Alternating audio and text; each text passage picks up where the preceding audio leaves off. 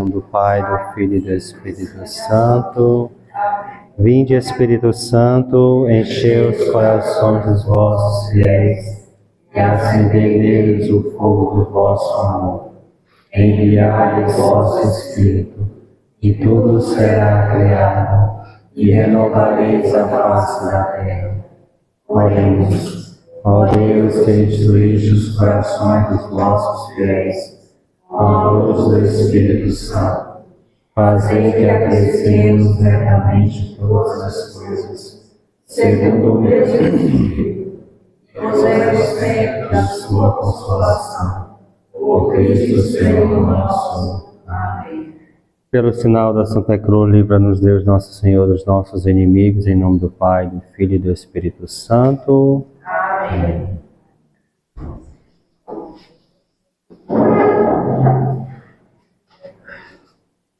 Pode entrar.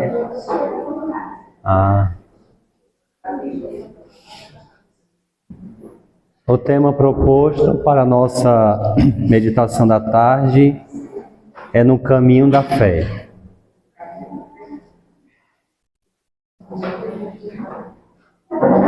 No caminho da fé. Trazemos o texto de Lucas capítulo 24, versículo 13 ao 35. Os discípulos assim chamados de Emaús. E vamos descobrir que não são de Emaús. Os discípulos, Lucas 24, 13. 24, 13. No caminho da fé. Diz o texto: nesse mesmo dia, 2 discípulos caminhavam para uma aldeia chamada Emaús, distante de Jerusalém 12 quilômetros. Iam falando um com o outro de tudo o que se tinha passado. Enquanto iam conversando e discorrendo entre si, o mesmo Jesus aproximou-se deles e caminhava com eles. Mas os olhos estavam-lhe como que vendados e não o reconheceram. Perguntou-lhes então: de que estáis falando pelo caminho e por que estáis tristes?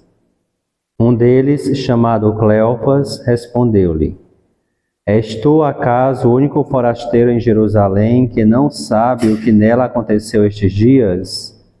Perguntou-lhes ele: que foi? Disseram: a respeito de Jesus de Nazaré. Era um profeta poderoso em obras e palavras diante de Deus e de todo o povo. Os nossos sumos sacerdotes e os nossos magistrados entregaram para ser condenado à morte e o crucificaram. Nós esperávamos que fosse ele quem havia de restaurar Israel, e agora, além de tudo isso, é hoje o 3º dia que essas coisas sucederam. É verdade que algumas mulheres dentre nós nos alarmaram. Elas foram ao sepulcro antes do nascer do sol, e não tendo achado o seu corpo, voltaram dizendo que tiveram uma visão de anjos, os quais asseguravam que está vivo. Alguns dos nossos foram ao sepulcro e acharam assim como as mulheres tinham dito, mas ele mesmo não viram. Jesus lhes disse: ó gente sem inteligência, como sois tardos de coração para crerdes em tudo o que anunciaram os profetas. Porventura não era necessário que Cristo sofresse essas coisas para assim entrasse na sua glória? E começaram por Moisés, percorrendo todos os profetas, explicava-lhes o que dele se achava dito em todas as Escrituras. Aproximaram-se da aldeia para onde iam, e ele fez como que se quisesse passar adiante. Mas eles forçaram-no a parar. Fica conosco, já é tarde, já declina o dia. Entrou então com eles. Aconteceu que, estando sentado conjuntamente à mesa, ele tomou o pão, abençoou, partiu e serviu-lhe. Então se lhes abriram os olhos e o reconheceram, mas ele desapareceu. Diziam então um para o outro: Não se nos abrasava o coração quando ele nos falava pelo caminho e nos explicava as Escrituras? Levantaram-se na mesma hora e voltaram a Jerusalém. Aí achavam reunidos os 11 e os que com ele estavam. Todos diziam: o Senhor ressuscitou verdadeiramente e apareceu a Simão. Eles, por sua parte, contaram o que lhes havia acontecido no caminho e como tinham reconhecido ao partir o pão.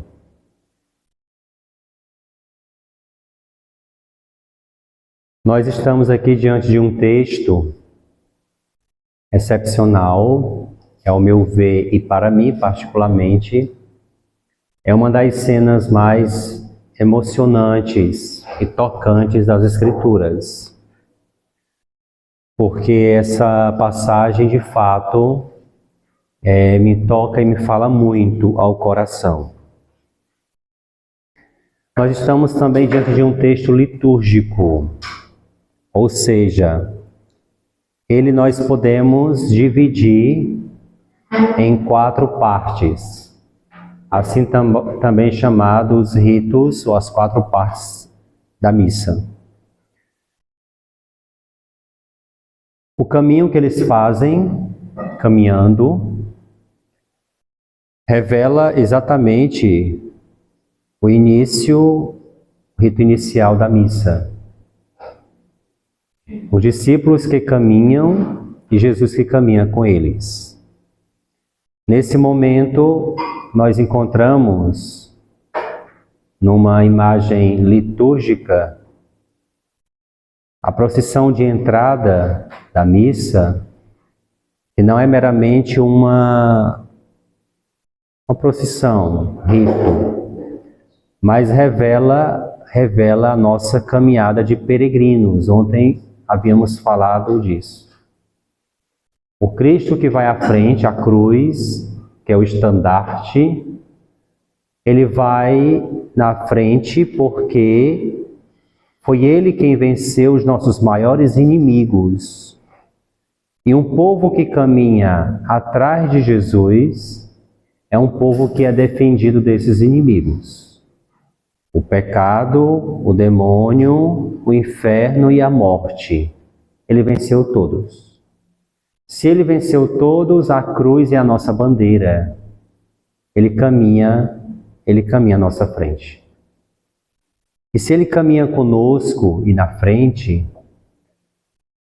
ele vence os inimigos defendendo o seu povo. Essa imagem que nós vemos na missa é uma imagem real da nossa vida de peregrinos, enquanto povo de Deus.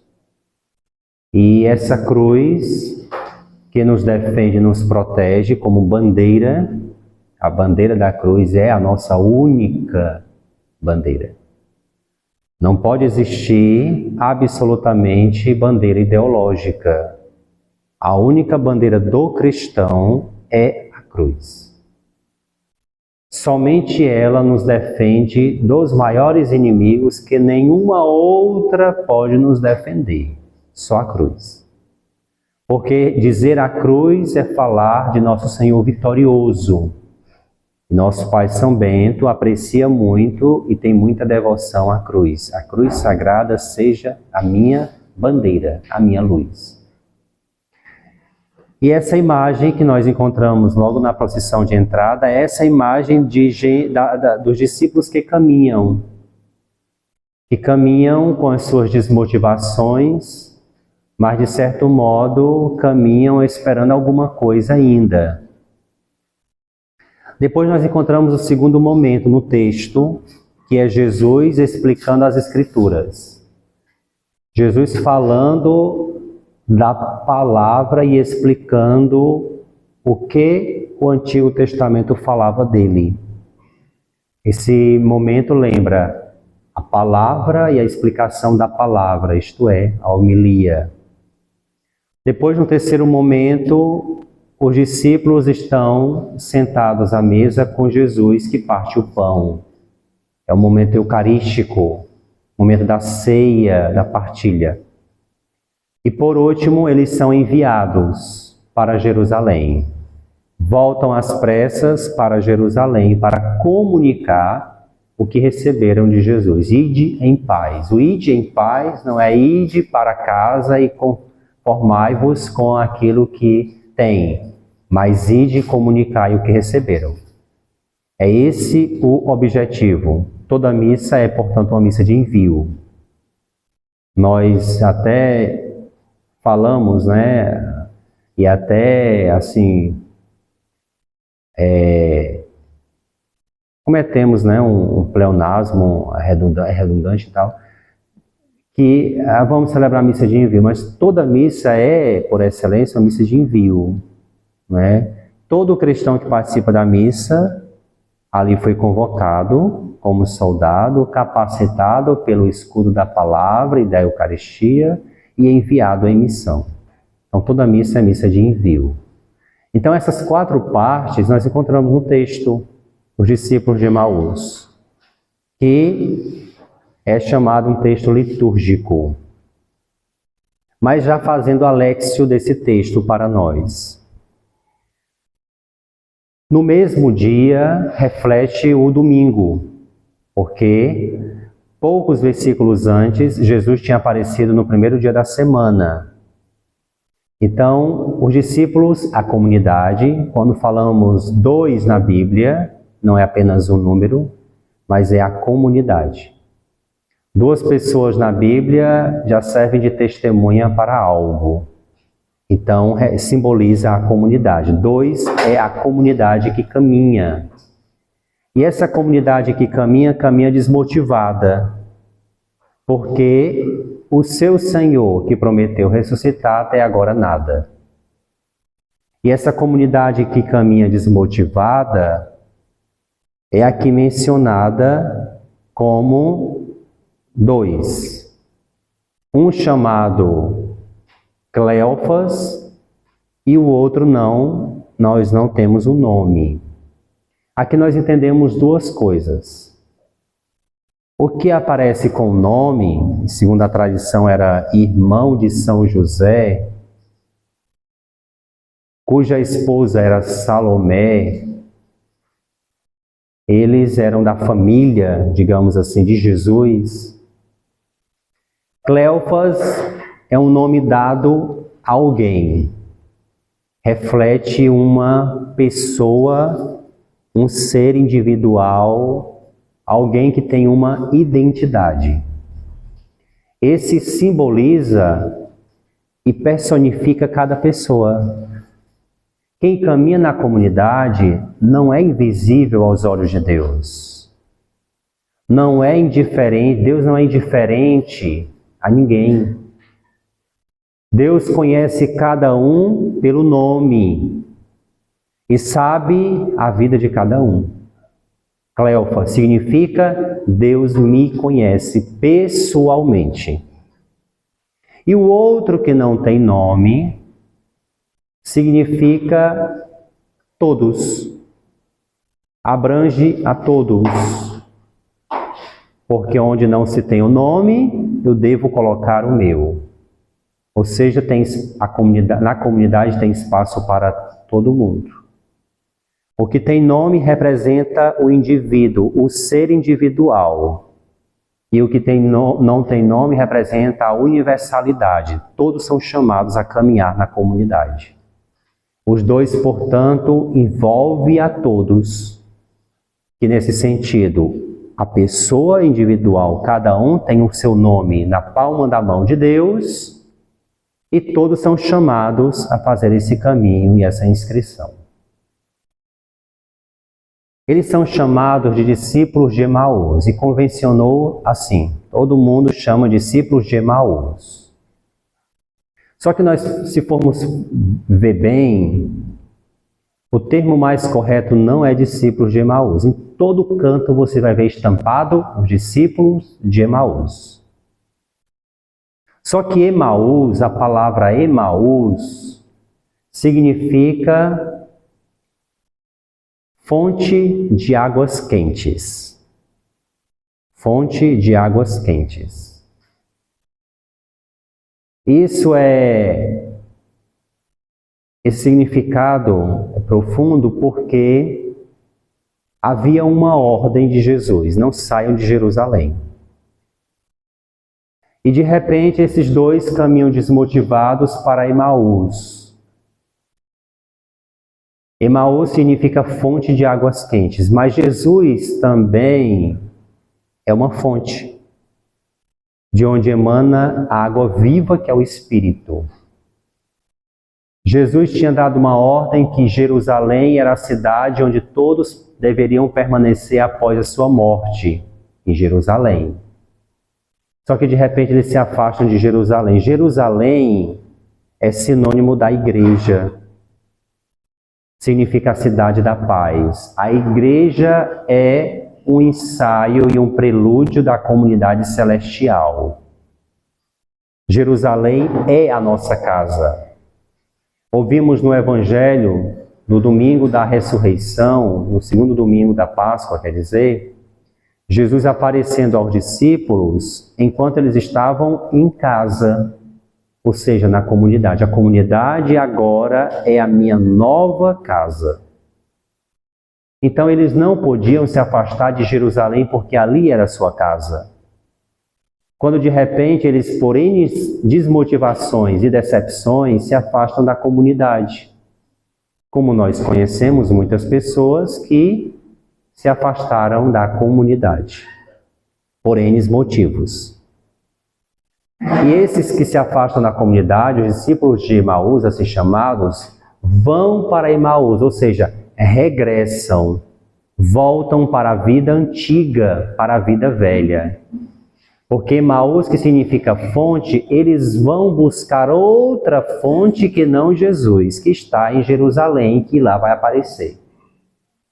Então eles buscam fora, noutra fonte, a sua força e a sua motivação. Eles voltam para a vida antiga, para a vida velha, eles voltam para casa. Eles abandonam a verdadeira casa, que é Jerusalém, e vão em busca de respostas, porque voltam frustrados, para Emaús.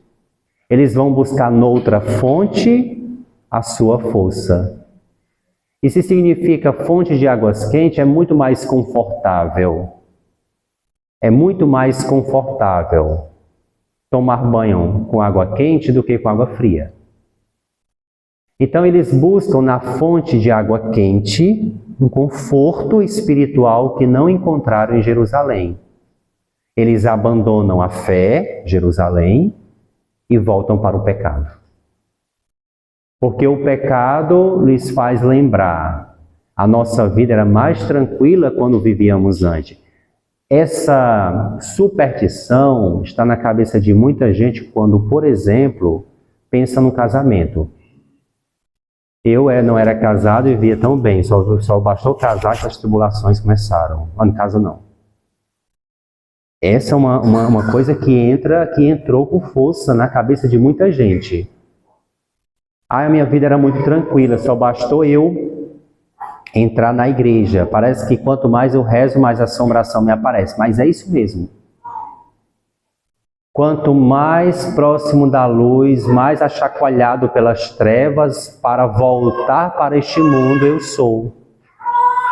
Quanto mais na graça e na santidade, mais tentado a abandonar para voltar à comodidade do pecado eu sou. Então, nesse sentido, o pecado nos atrai de volta como imã. Como o povo de Deus lá atrás queria, no meio do deserto, voltar para comer as cebolas do Egito. Desesperado reclamavam com Moisés. Nós aqui comendo este alimento miserável, enquanto no Egito nós comíamos cebolas e carnes. Que mentira! Quando é que um escravo come carne? Mas a ilusão, o delírio era tão grande, o fascínio pela vida cômoda era tão grande, que eles não suportavam a provação e queriam voltar, com a ilusão de que tinham uma vida boa. E assim os discípulos de Emaús estão indo para Emaús na tentativa de um conforto que eles sabem que não vão ter. Mas eles vão em busca de uma água quente, ou seja, de uma fonte que lhes dê um certo conforto. Mas a verdadeira fonte está em Jerusalém, na comunidade, Jesus. Ele é a fonte, ele se revela como a fonte. Do meu seio jorra água viva, e quem crê em mim, também do seu seio jorrarão fontes de água viva, que é o Espírito. Então, Emaús representa a vida no pecado. A vida de pecado representa a vida velha. Esses homens não são discípulos de Emaús, são discípulos de Jerusalém. Nós não somos discípulos do pecado, nós somos discípulos da graça. Nós não somos discípulos de Emaús, de uma outra fonte. Nós somos discípulos da verdadeira fonte de Jerusalém, que é Jesus. Jerusalém significa a cidade da paz. Jesus é a nossa paz, diz Efésios 4. Jesus é a nossa paz. A Pax Beneditina e não a Pax Romana. Ele é a nossa paz. Então, Jerusalém é a nossa casa. Somos discípulos não de Emaús, somos discípulos de Jerusalém. E de repente eles estão caminhando para Emaús, retornando para a vida antiga, porque se decepcionaram com o padre, com a freira, com o oblato, com o irmão, com a irmã, se decepcionaram com a pastoral, com o canto, com a missa, com isso. Se decepcionaram e de repente estão voltando para a vida velha. É isso que acontece muitas vezes. Vocês sabem disso. E eles estão caminhando lentamente. A tristeza é tão grande, a depressão é tão grande, que eles caminham o dia inteiro para chegar em Emaús com apenas 10, 12 quilômetros. Levam um dia inteiro para caminhar 12 quilômetros, 11 quilômetros, 12 quilômetros, como diz, né? Mas por quê? Porque eles não têm mais alegria. Eles não têm motivação. Quem tem alegria, quem tem empolgação, quem tem motivação, tem pressa, caminha, empolgante. Nesse sentido, eles não têm mais isso. Por isso, tanto faz como tanto fez. Vamos devagar e sempre, porque onde a gente chegar, não chega em lugar nenhum. A vida pode ser feita a si mesmo, e tudo empurrado com a barriga. Vamos empurrando com a barriga, vamos caminhando. Por quê? Porque no final das contas o que nos espera é a morte. Para que pressa se o futuro é a morte? Só que não é bem assim. Então eles caminham para Emaús. Mas Jesus não os abandona. Jesus sempre nos pega na curva, porque Ele quer nos alcançar de algum modo. Se a gente no caminho, voltando para o pecado, levar um escorregão e cair assim, não é, pelo menos de frente para o céu, a gente cai olhando de volta para Deus. Que a vida faz isso, o pecado faz isso, e no caminho acontece isso. Há sempre um escorregão, há uma decepção maior do que aquela que eu tive na comunidade. Há uma tragédia, há uma morte, há uma perda, há um desemprego, há uma angústia, há uma doença, alguma coisa que me desperta. Como dizia Padre Pio, não é? Bendita dor e bendito o sofrimento que me aproxima de Deus. Qualquer coisa que me reaproxima de Deus é bendito. Qualquer coisa que me reaproxima de Deus é santo e deve ser louvado. Se eu estou distante de Deus e fui reaproximado por alguma coisa, até aos meus olhos, má, isso deve ser louvado por mim, porque me aproximou daquele que é a verdade e a salvação. Então esses homens, ou esses discípulos, esse homem e essa mulher, estão caminhando para Emaús, e Jesus os alcança. E é Jesus quem instiga, quem começa a conversa. O que vocês estão fazendo? O que é isso para nós? Jesus como que tem, entre aspas, carência de conversar conosco. Jesus entra no nosso caminho para dialogar. O diálogo na Bíblia é sempre oração. Jesus, quando entra na nossa vida, Ele nos chama a falar com Ele, a olhar para Ele e abrir o coração. Fale. Jesus não julga, Ele simplesmente escuta, sabendo que aqueles homens, discípulos, estavam caminhando para a vida antiga. Jesus não os impede. Jesus deixa caminhar e começa a conversar com eles. Jesus, amigo, chama um papo legal, a oração. O que é essa conversa? A oração. O primeiro passo que Jesus nos ensina a dar. Está cansado, está fatigado, está angustiado? Abre o coração e fala. Eu estou às escutas para escutá-lo. Seja o que for e como for, fale. E Jesus, enquanto caminha com eles, conversa com eles. Mesmo cansado, seja como for, não deixe de caminhar. Se Jesus tivesse parado e ficado lá, não, vamos aqui conversar um pouco, eles tinham parado de conversar. Jesus não para de caminhar. Ou seja, é conversando, cantando, caminhando e seguindo a canção. Vamos caminhar. Não sei como está a sua vida, mas é preciso caminhar. E Jesus vai fazendo esse caminho e pergunta: o que vocês estavam conversando no caminho? Você não sabe o que aconteceu nos últimos dias em Jerusalém? O que foi? Jesus de Nazaré, um profeta poderoso em palavras e obras, admirado por todos e odiado pelos inimigos. Morreu, foi morto, mas prometeu ressuscitar e até agora nada. E Jesus não os repreende por enquanto. Só que vejam, esses que caminham para Emaús faziam parte do número dos 72 discípulos lá atrás, que Jesus tinha escolhido, os 72 discípulos de Jesus. No capítulo 10 do Evangelho de São Lucas, os 72 discípulos. Eles conviveram com Jesus, comeram com Jesus, escutaram Jesus, viram Jesus de perto, tocaram Jesus e de repente o próprio Jesus pergunta: quem era Jesus? E eles dão essa resposta.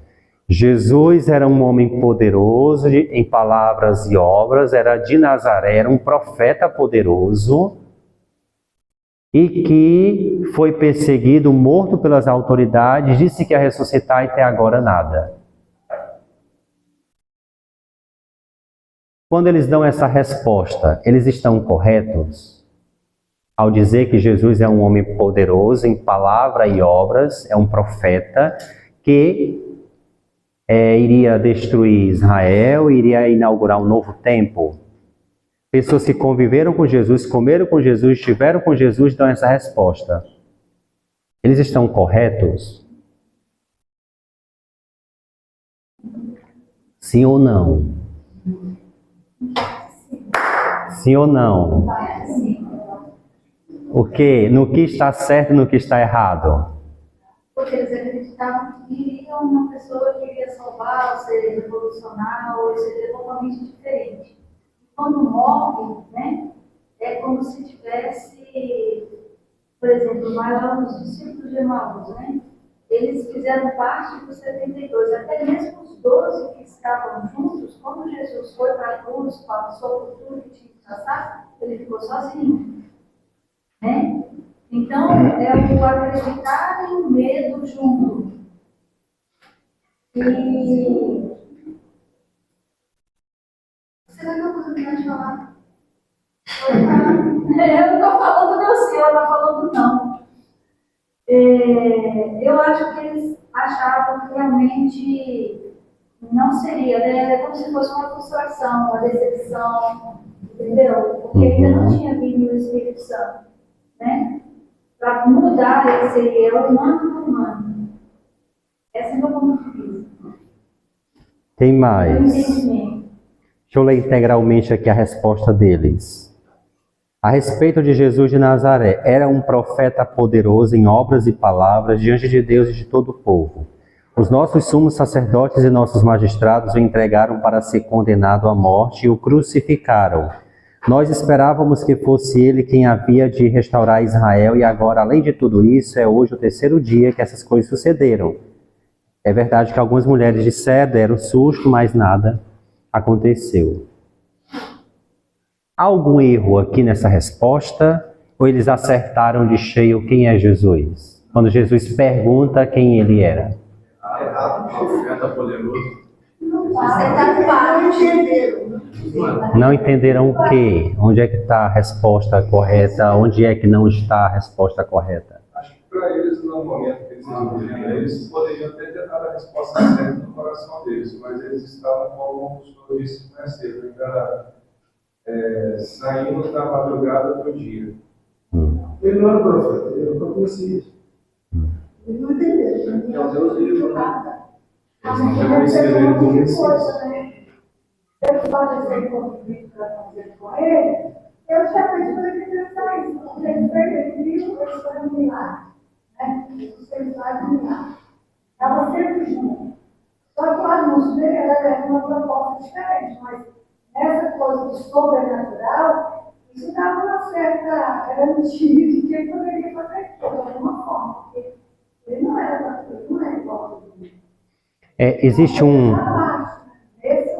Existe um perigo de nós também convivermos nessa caminhada de fé com Jesus e não sabermos quem Ele é. Porque muitas vezes somos relapsos nesse caminho da fé, não só pelo conhecimento racional, mas pela própria experiência de vida.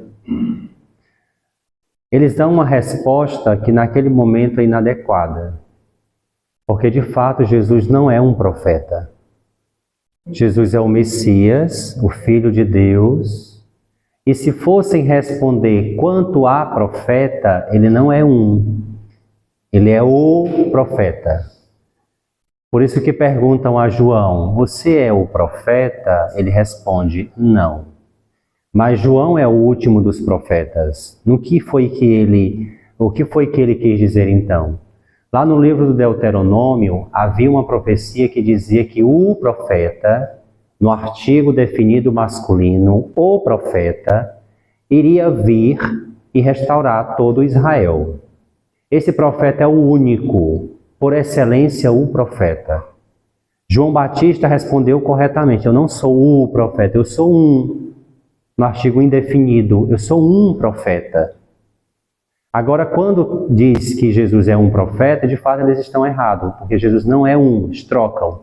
Ele é o profeta. Só que também não é um homem que veio restaurar os moldes do pensamento judaico, Israel. Ele veio restaurar a vida interior com Deus e estabelecer um novo reino, o reino espiritual e eterno.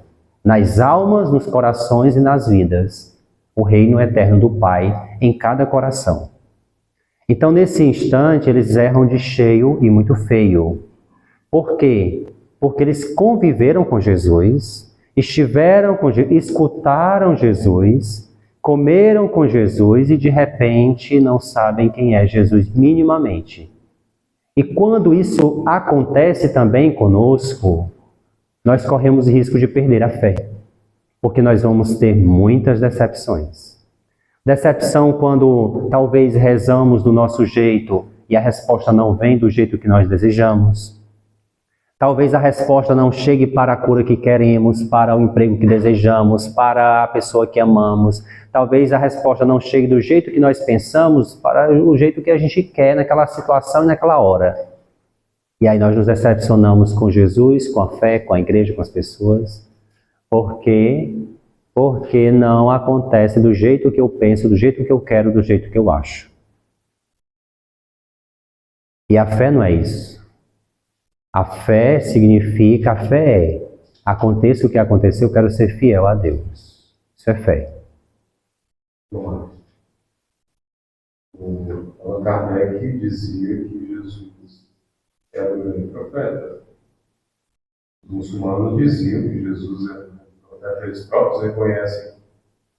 Os judeus, tem um amigo judeu, ele fala que Jesus é o grande profeta. Outros dizem que Jesus foi um revolucionário. Jesus é revolucionário. Jesus é o meu Salvador. Jesus é o Cristo que transformou a humanidade. Ele nunca revolucionou nada.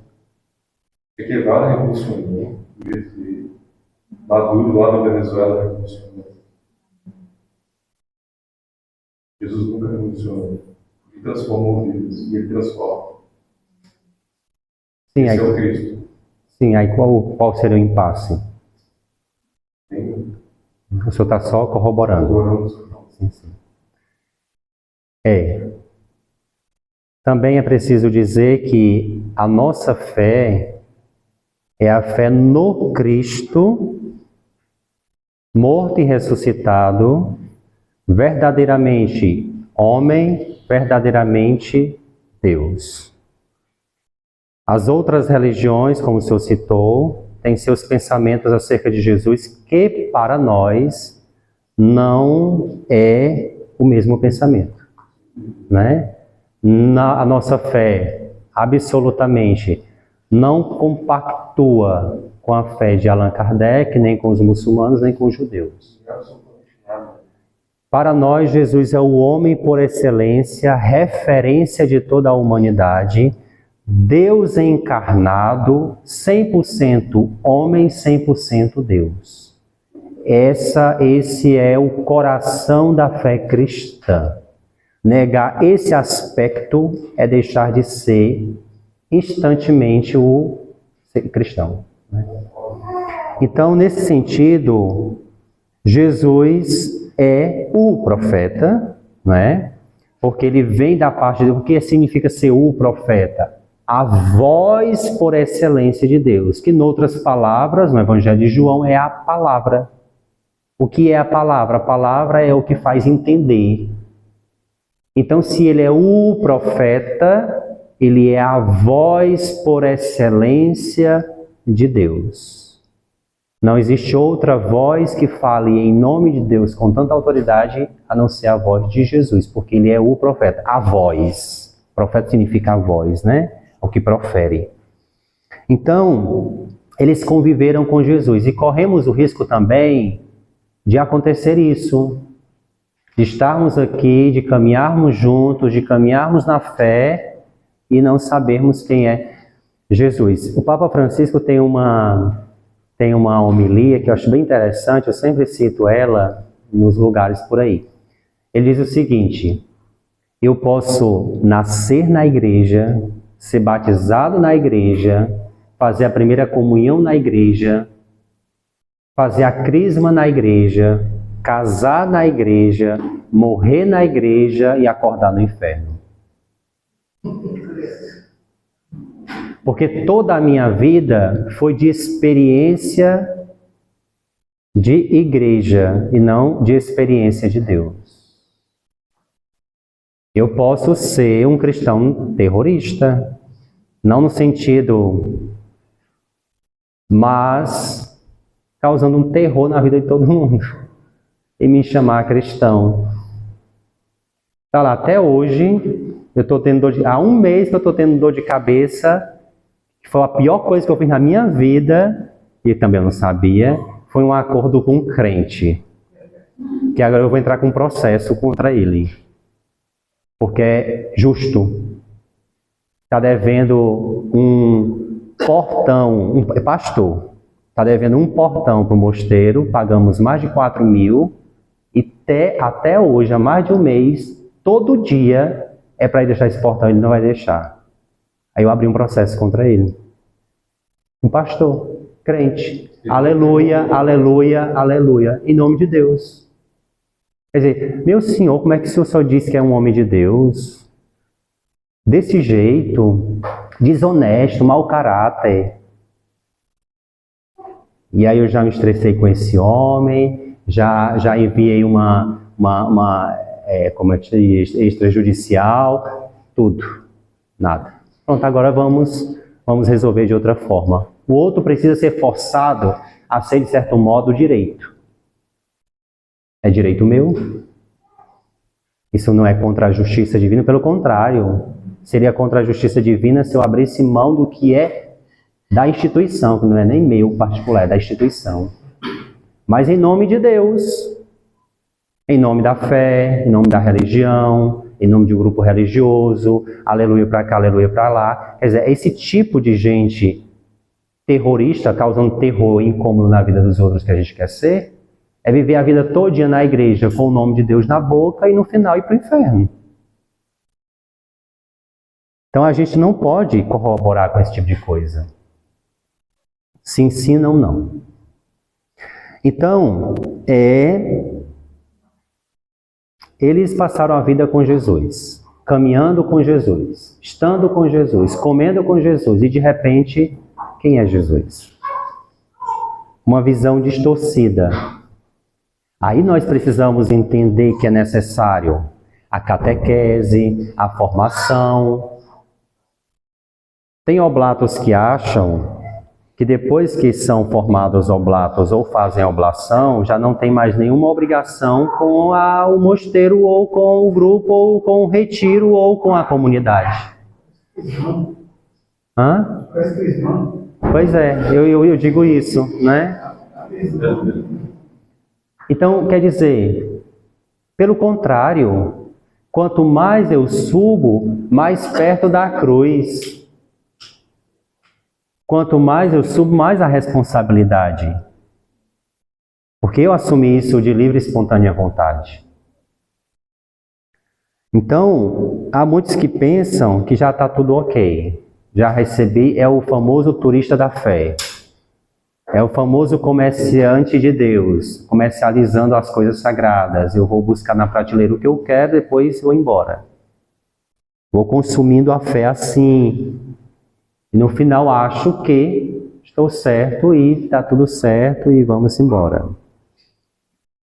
Então vejam, Jesus acompanha esses discípulos e não se nega a acompanhá-los. Mas quando é no caminho, Jesus explica as Escrituras, fazer uma purificação na casa para onde eles vão. Para onde, quando é que nós convidamos Jesus para entrar na nossa Emaús? Quando? Quando é que nós convidamos Jesus para entrar na nossa Emaús? Quando nós nos confessamos. Nós convidamos Jesus para entrar na nossa casa suja, na nossa vida de pecado, e ele entra. Ele não se nega, mas ele precisa ser convidado, porque se não há arrependimento, não há entrada de Deus em mim. Por onde é que Deus entra? Pelo arrependimento dos meus pecados. Eu me arrependo e clamo a vinda de Deus sobre mim. Jesus entra na minha vida como entrou em Emaús. Só que ele não quer que os discípulos fiquem em Emaús. Da mesma forma que ele não quer que nós fiquemos no pecado. Se nós o convidamos para entrar na nossa Emaús, é para nos ajudar a sair dela, porque sozinhos nós não saímos. Eu não posso autoproclamar o perdão sobre mim. Eu não posso me autoproclamar salvo. Eu sou salvo. Eu não posso simplesmente dizer, está tudo certo, está tudo bem, eu já me perdoei e Deus me perdoou. Eu preciso receber o perdão de fora para dentro. Não há uma autoproclamação do perdão. Então, para eu sair da minha Emaús, eu preciso de ajuda. Se eu não convido Jesus para entrar na minha Emaús, para me tirar dela, eu não volto para Jerusalém. Porque Jerusalém é a minha casa, a minha nova condição. Eu não sou discípulo de Emaús, eu sou discípulo de Jerusalém. Mas para eu sair, para eu expurgar de mim Emaús, eu preciso convidar quem pode fazer isso. Porque eu não posso. Então, quando nós nos confessamos, nós abrimos a casa do coração com toda a sujeira, com toda a poeira, com todas as casas de aranha, com todos os ratos e com toda a sujeira que existe nela. sem medo de convidar quem pode fazer essa lavagem integral interior. E ele faz. Tanto é que ele entra em Emaús e diz, vão. E de que forma o Senhor nos envia e de que forma o Senhor nos purifica e de que forma Ele nos lava? Com o seu sangue, a Eucaristia. Ele celebra a Eucaristia. E quando ele parte o pão, diante dos discípulos ele some. E os discípulos ficam com a imagem do pão. É a última imagem que eles têm de Jesus. Por quê? Porque Jesus quer que fique gravado no coração deles essa imagem. Que imagem? A imagem do pão. Quando olharem para o pão, verão a mim. Quando olharem para o pão, pensarão, Ele está conosco todos os dias até o fim dos tempos. Aqui nessa passagem nós encontramos a caminhada comunitária, a oração pessoal, a confissão dos pecados, a escuta da palavra, a Eucaristia, o envio em missão e a volta para a paz. Jesus, quando perdoa os pecados, ou seja, quando entra em Emaús e envia de volta os discípulos para Emaús, para Jerusalém, ele está dizendo, vocês receberão de volta a paz, porque o pecado gera em nós guerra. O pecado nos deixa perturbados. O pecado nos deixa até sem dormir. O pecado gera um incômodo, porque é uma ferida aberta na alma.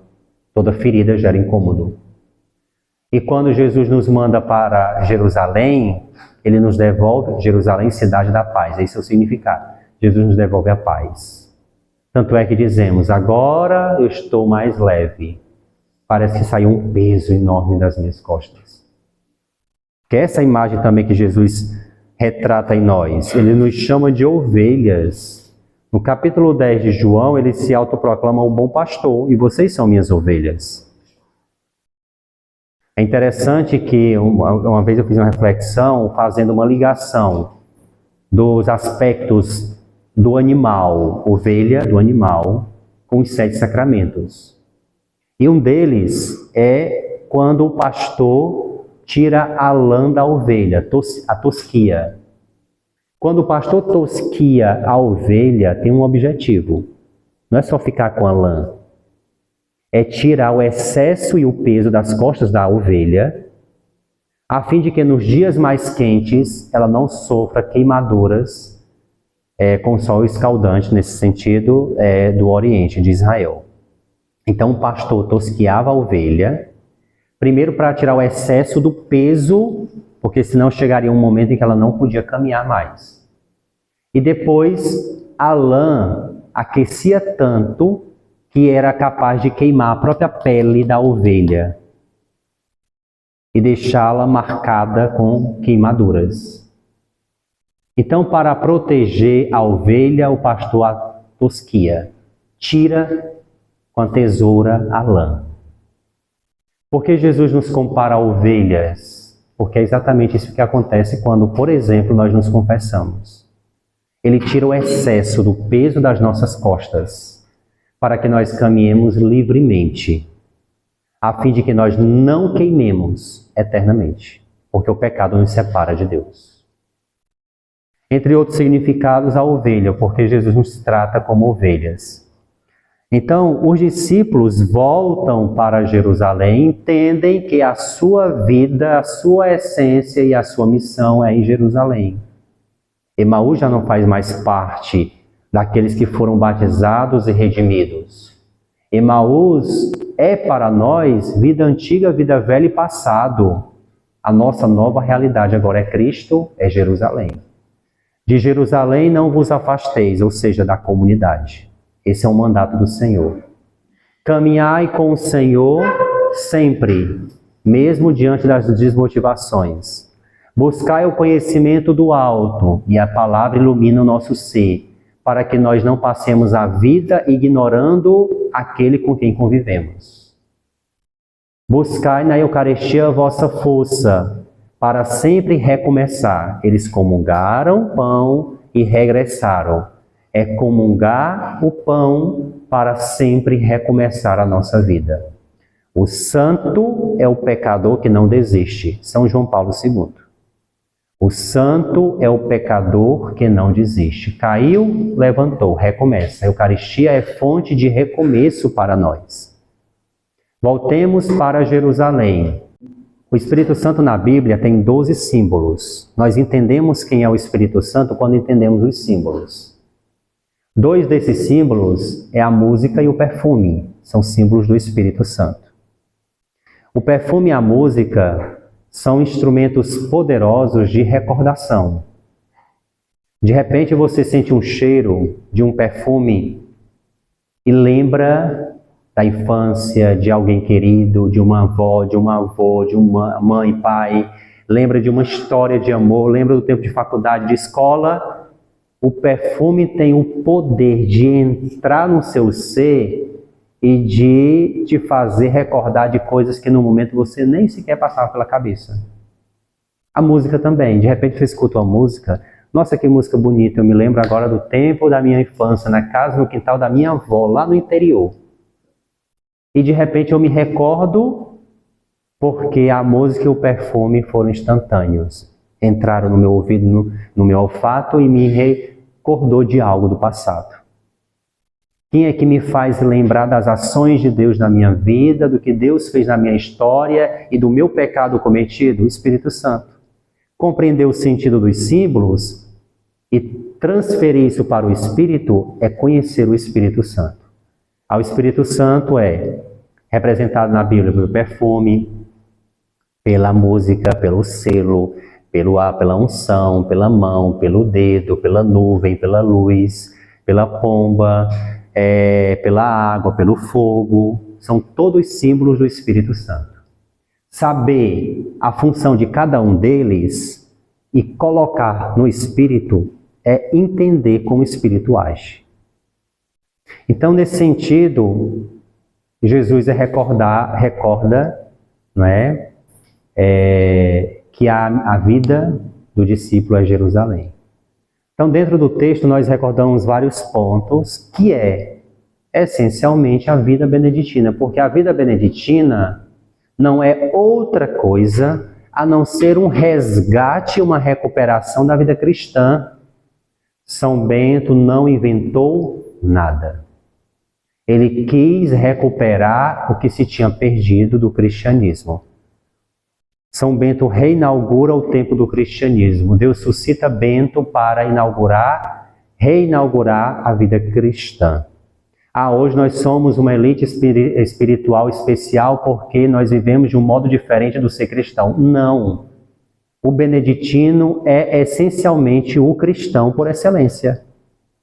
Não se inventa, não se cria nada. São Bento recupera aquilo que o próprio Senhor Jesus Cristo instituiu. Logo, os pilares da vida cristã estão aqui dentro. Caminhar na comunidade, vida eucarística, vida sacramental, eucaristia e confissão, vida de oração pessoal, oração comunitária. Eles rezam com Jesus. Uma volta sempre para Jerusalém, a escuta constante da palavra. Todos esses aspectos que vimos no texto são aspectos da vida beneditina, ou seja, da vida cristã. Então não tem segredo. Aí é preciso que nós nos organizemos. No que nós estamos deixando de lado, o que está se tornando para mim desses aspectos periféricos e o que falta encarnar na minha vida espiritual para ser um autêntico oblato beneditino, isto é, um cristão. Porque no final das contas, o Senhor olhará para nós e verá em nós o cristão. O outro Cristo que fomos. Ou seja, cristão e beneditino se misturam de tal forma que ninguém sabe quem é quem. É a mesma coisa. Nós não somos discípulos de Emaús. Nós somos discípulos de Jerusalém. Nós não somos discípulos do pecado. Somos discípulos da graça. A nossa vida não está na guerra de Emaús, está na paz de Jerusalém. Essa é a nossa caminhada de fé. à luz desse texto, que o Senhor reintroduza em nós o ardor missionário e o espírito evangélico de fidelidade ao Senhor e à Santa Igreja. Amém. Amém. Bem, uma pergunta?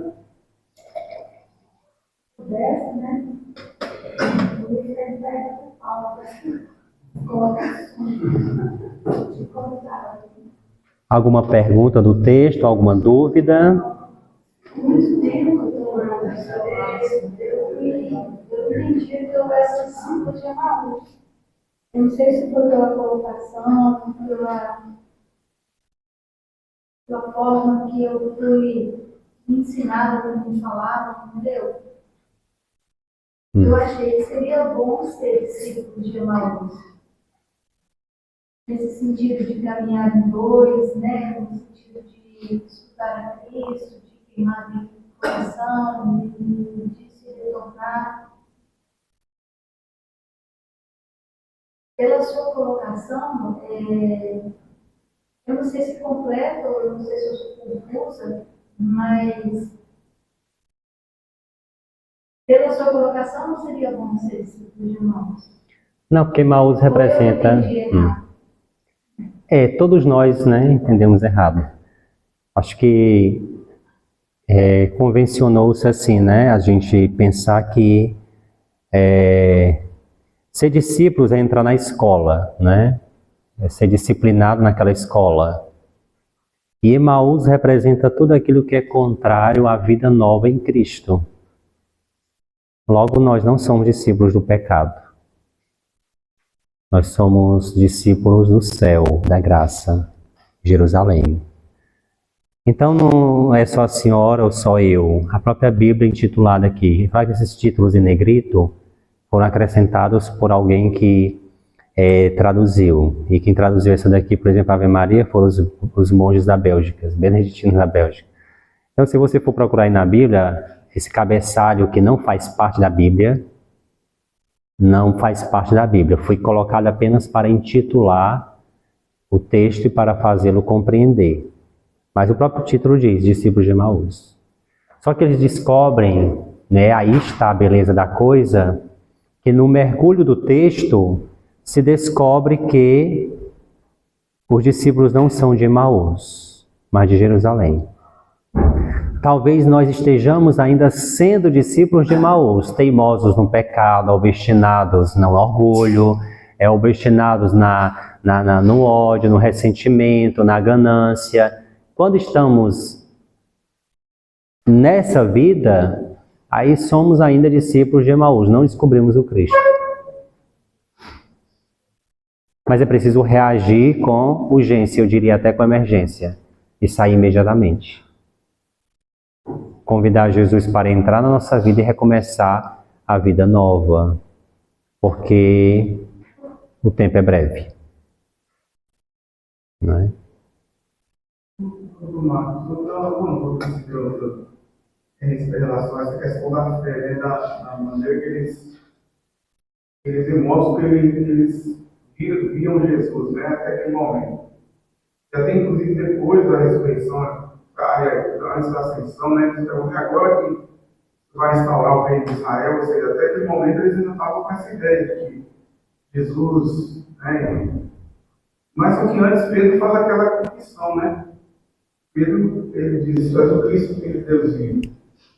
Aí a minha dúvida é isso, essa é uma confissão particular de Pedro, os outros discípulos não compartilharam dessa fé de Pedro, ou na verdade é porque, como o senhor falou, eles estavam assim, voltando atrás, né?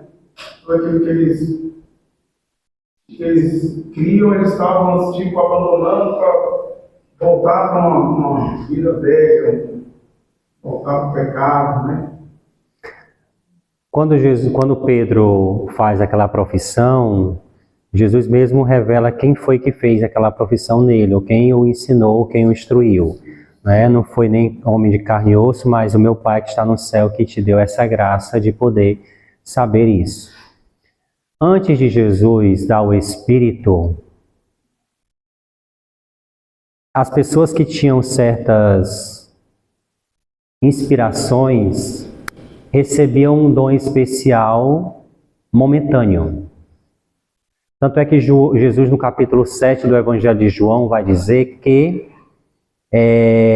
o Espírito ainda não veio.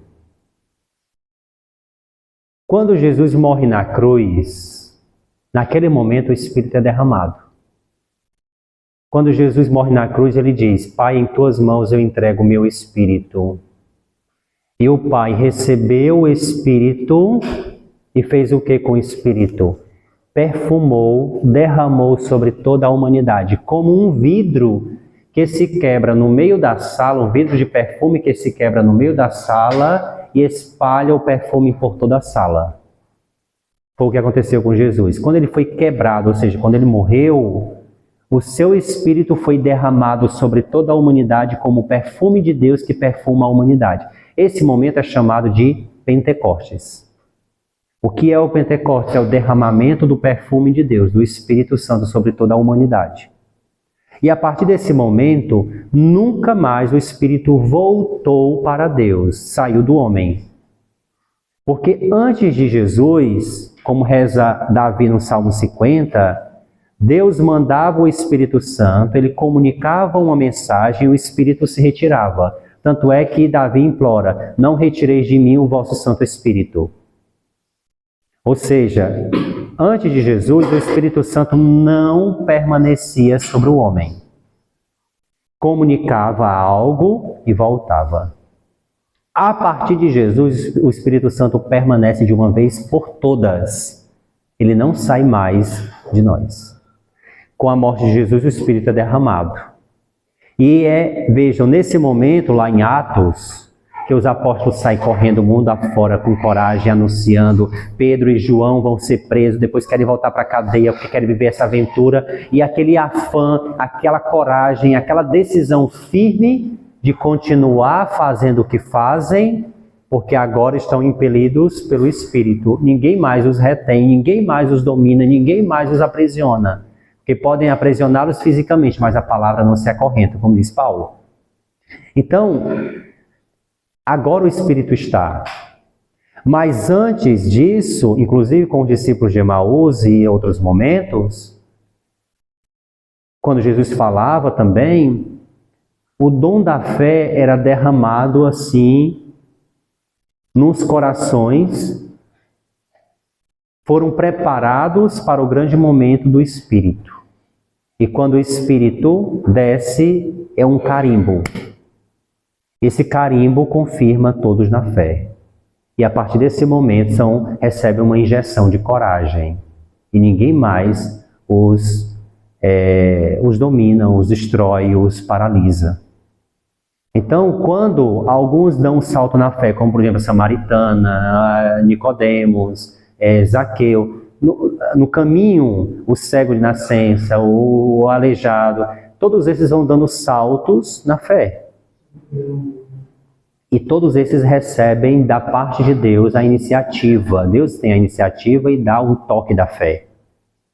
Todos eles são confirmados no Pentecostes. O Pentecostes para nós é o dia do batismo. Recebemos ali o dom da fé. Todos nós fomos marcados já também com o Pentecostes de Deus em nós. O batismo. Então, e vejam que quando Jesus fala, o que os discípulos de Emaús dizem, que já não são mais, não ardia o nosso coração. Quem é que faz arder o coração? O Espírito. Ele é o fogo de Deus. Então a palavra de Jesus é transmitida e quando ele fala, ele reacende a brasa encoberta pelas cinzas do pecado, ele reacende a brasa do coração. E aí eles entendem que o caminho que eles precisam fazer de volta é para Jerusalém. Ou seja, quando a fé se abrasa, quando o Espírito se acende e quando a fé é devolvida, nós enxergamos o caminho que devemos fazer, o caminho da comunidade de Jerusalém. A minha vida é Jerusalém. Pronto.